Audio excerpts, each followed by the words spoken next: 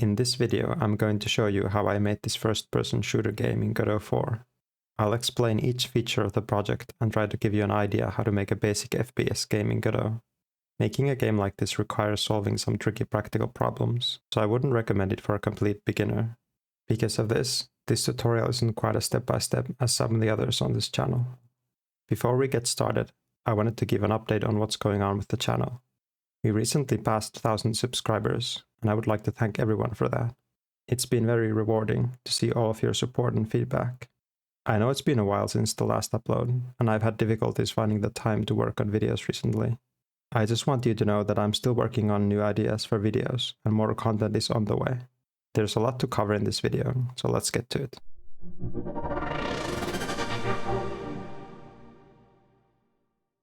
We are going to start by looking at the player controller. The player is a character body 3D node with a capsule collision shape and a separation ray shape, which helps the player move upstairs. We also have the camera positioned for a first-person view. The center point node is just a helper for some scripts, since the normal origin of the player is touching the floor. We will come back to the other nodes later. The movement of a first-person character is pretty simple.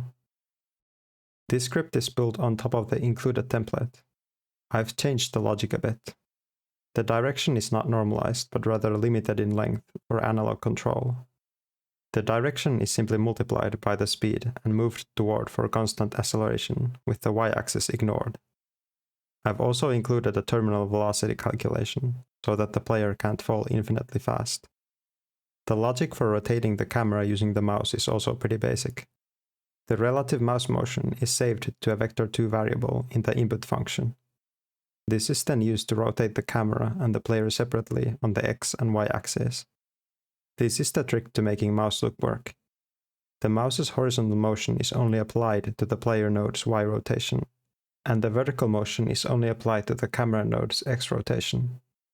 In other words, the horizontal motion turns the player left and right, and the vertical motion looks up and down with the camera. The look delta has to be reset after this, so that the rotation stops once the mouse stops moving. This player script also supports a controller for input. I've created custom input actions for movement, jumping, shooting, and switching weapons, which support both keyboard and mouse, and controller inputs.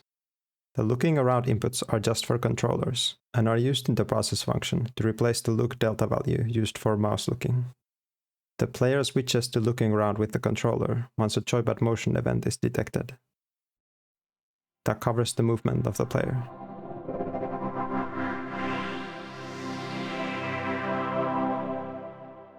The player's guns are handled by a separate guns node inside the player scene. This node script handles firing and switching weapons. All of the weapons are children of this node, and the script keeps track of which is currently equipped. You can then use the index of that node to move to the previous and next weapons. In the equip gun function, you need to remember to wrap the index value before getting the current gun child. The guns that are not equipped are hidden, and a signal with the current gun is emitted for updating the user interface. The guns are inside a sub-viewport with a separate camera. This gun camera is rendered on a sub-viewport container. The reason for this setup is to make the guns always render on top of the rest of the 3D geometry. The gun mesh instances are on a different layer than everything else. The gun camera then only renders this layer. A few more adjustments needed to be made. The gun camera has to be moved to match the transform of the normal player camera in the player script. To cast the light and shadow of the level correctly on the guns, a copy of the level geometry exists, which only casts shadows. All of the level's lights also apply to the gun's render layer. All of the guns use the same script. The script contains exported variables for details about the gun, how much ammo it has, its bullet type and the bullet scene to be used, and some other details for the user interface. This script handles two types of weapons, projectile and raycast. The fire function is called by the parent guns node on the current weapon. This function handles reducing the ammo count, fire rate, and animations. A separate create bullet method is called after an optional delay. In the create bullet method, the bullet is created a bit differently based on the weapon type. For raycast weapons, the bullet is simply instantiated and added as a child of a bullets node. Since it's important that only the weapon nodes are the children of the guns node, all of the bullets are spawned as a child of this bullets node. For raycast weapons, the bullet is just a raycast that originates from the player camera's origin and is aimed at whatever direction the player is looking at. This makes the logic very simple. The crosshair is in the middle of the screen, and if the player can see the target, the bullet will always hit. The visual gun model firing is just an illusion, and the bullet does not originate from its barrel. For projectile weapons, the creation of the bullet is a bit more complex. Since the gun will visually fire a bullet that the player can see and track across the screen, we will need to come up with a solution that will make the aiming accurate and visually consistent. There are many ways of doing this, but a simple solution that works for my game is turning the bullet toward the crosshair target. This means that the bullet will fire from the visual barrel of the gun at slightly different angles depending on where the crosshair is aimed at. I use a raycast to determine the point the gun is aimed at and use a minimum distance at which this aim correction takes effect. This means that the gun isn't accurate at distances less than this, but this works okay and doesn't feel too distracting for this simple game. One other solution for this problem is using a fake visual bullet, with the real one firing from the player camera's view. My solution lets me simplify things a bit by having a single visual and physical bullet, and isn't very difficult to implement. For a more serious competitive game, you should probably use a more robust solution.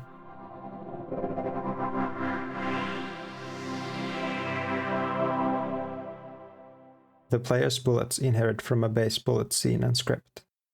The script has exported variables for the bullet's damage, speed, destroy and timeout delay, and information for the bullet hole created when hitting something.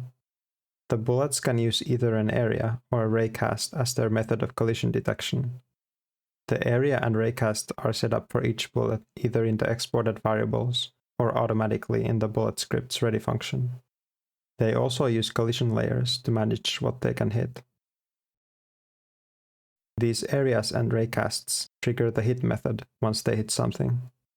For the area, the hit is triggered by the body entered signal.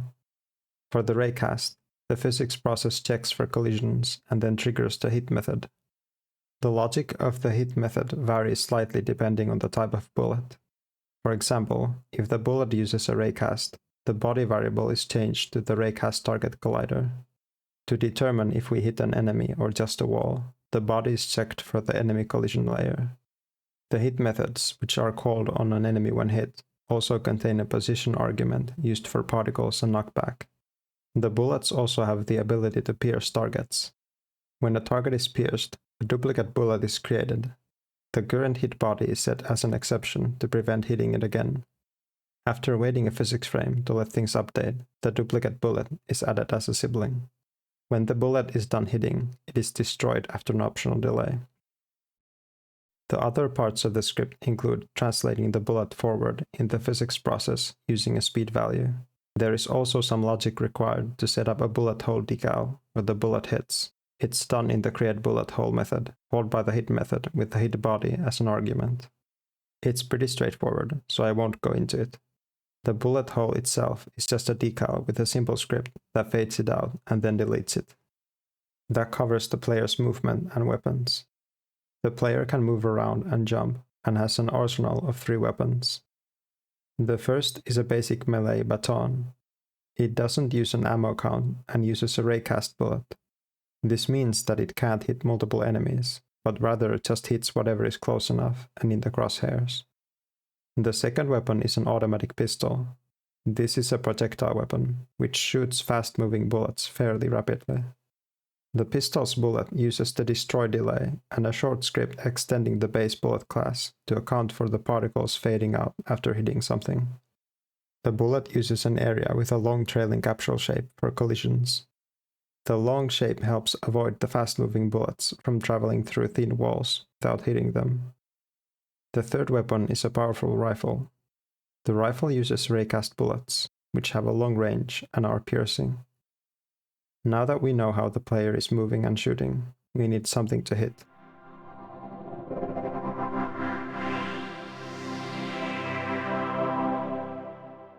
The game only has one enemy type, but still uses a base class to support multiple enemies. The base class inherits from a character body 3D. Let's look at the script.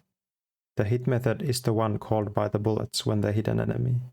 It reduces the enemy's health and creates and customizes a particle effect at the hit's location.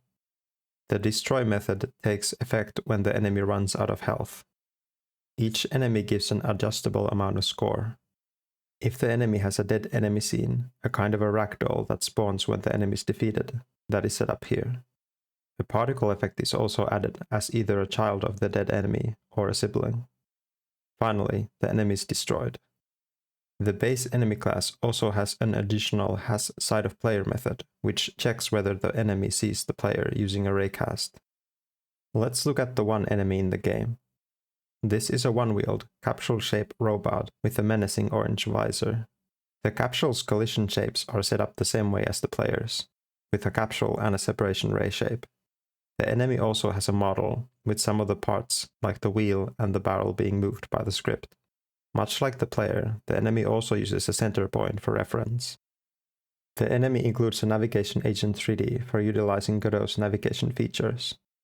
To make the navigation work, there is a navigation region 3D with a baked navigation mesh in the level scene.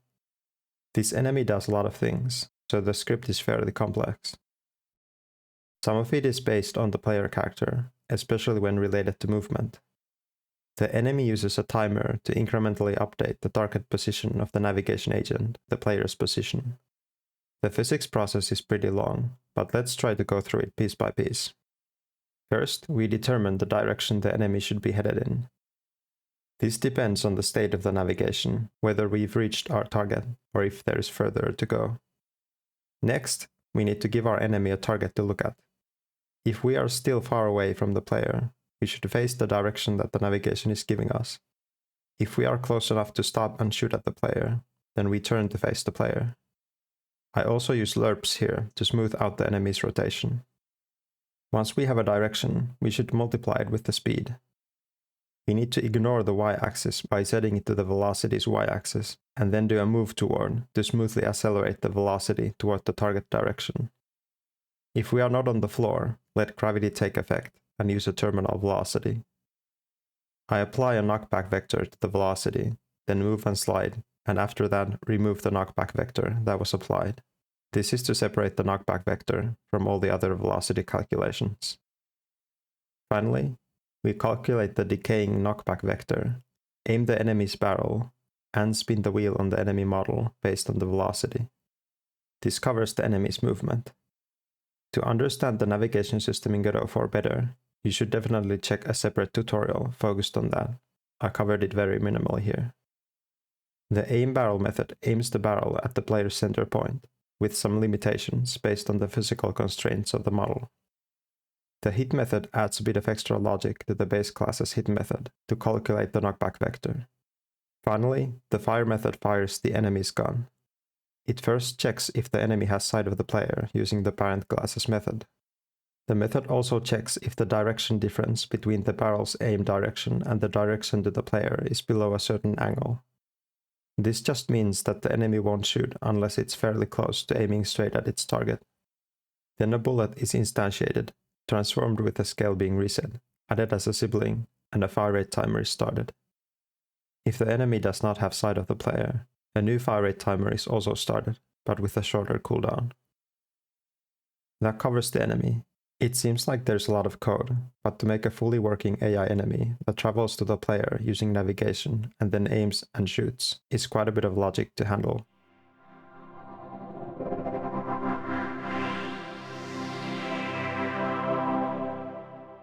The enemy's bullets use a base scene like the player's bullets, but are much simpler. The bullets are areas that have their body entered signal connected to a method that just checks for the player, reduces the player's health by the damage amount, and then deletes itself. The enemy bullets also have a timeout timer and move using a speed value and a translate call in the physics process. The bullets use collision layers to only collide with the world and the player, so that enemies can't hit each other or block each other's bullets. The enemies still won't shoot from behind each other because they fail the has sight of player check. At this point, I could show you how the player takes damage. The player has a health property with a setter function. Whenever the player's health is increased or reduced, a visual overlay is displayed. More about that later. The health is clamped between 0 and a max health constant. A signal for HUD updates is emitted. The setter also emits a signal when the player runs out of health.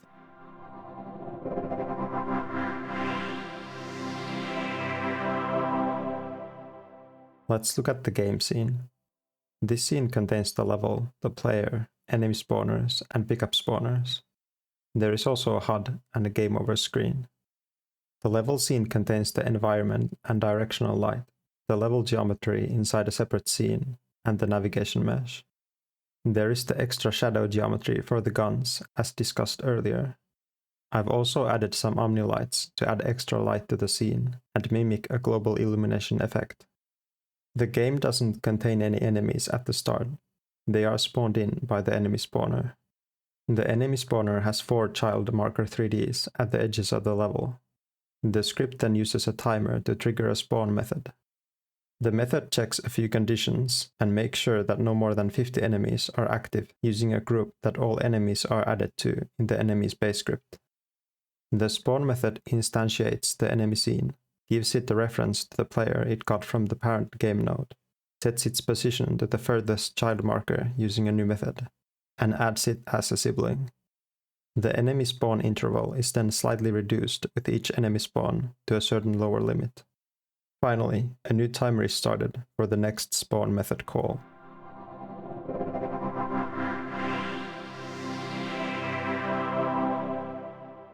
The game features pickups, which give the player new weapons, ammo, and health. The pickup spawner works in the same way as the enemy spawner and uses a timer to trigger a method. The spawn pickup method cycles through an array of pickups using a wrapped index value. This makes it spawn the pickups in the order that they are in the array and repeats when done. The spawned pickup is positioned at a random child marker of the spawner and a new timer is started. The pickups themselves use a common base scene. The pickup is an area 3D with the body entered signal connected to a own pickup method. The pickups have 2 types, marked by an enum. If the pickup is a gun type, an exported gun scene is instantiated.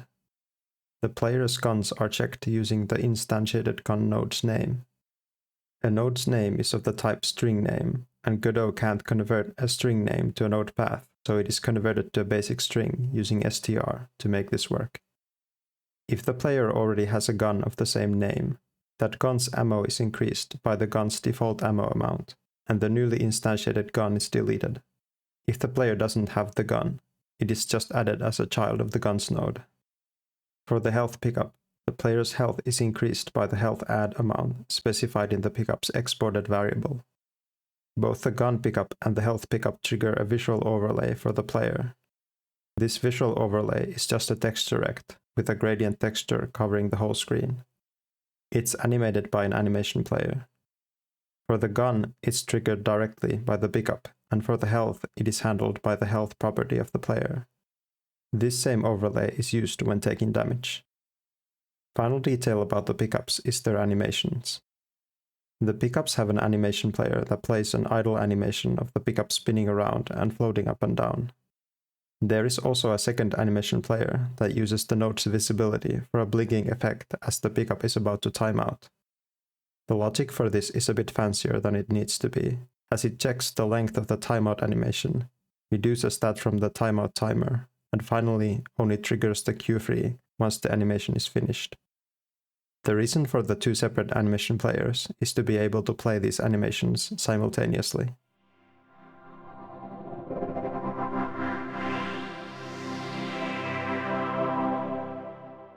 To finish exploring this project, let's look at the HUD and other interface elements of the game.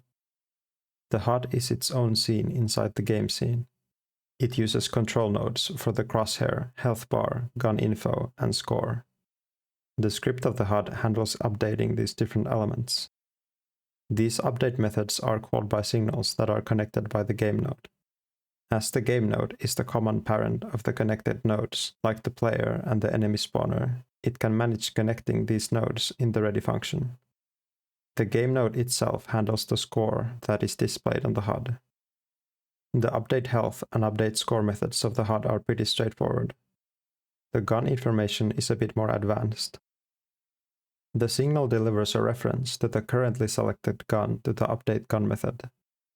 The main thing the method does is connect and disconnect the gun's ammo changed signal to the update gun info method. This gun info method then updates all of the gun related UI elements, like its display name, icon, and ammo count. Since it's connected to the ammo changed signal in addition to just being called in the update gun method, when the player shoots their weapon, the ammo count is automatically updated to match. The last bit of UI related code is in the game over screen, triggered by the player's death signal that is emitted when the player runs out of health. The game over screen displays the player's final score and fades in a black background. The game is also paused during the game over fade out until a timer unpauses the game and reloads the current scene, restarting the game from the beginning. That covers everything I wanted to show about this project. I didn't discuss creating the graphics, and the game has no sound. I also left out some other smaller details that I didn't feel were important to point out. I hope that the project and the video has helped you understand the basics of an FPS game in Godot. If you have any questions, let me know in the comments. The project files are also available in the description if you want to download them for a closer look. This project and video became much longer than I intended initially. I did want to try a bit of a larger project to see how it would turn out. I also wanted to get a better handle of working with the changes to Godot 4. I think in the end, it was worth it. Please like the video and subscribe to support us in making more content like this, and thank you for watching.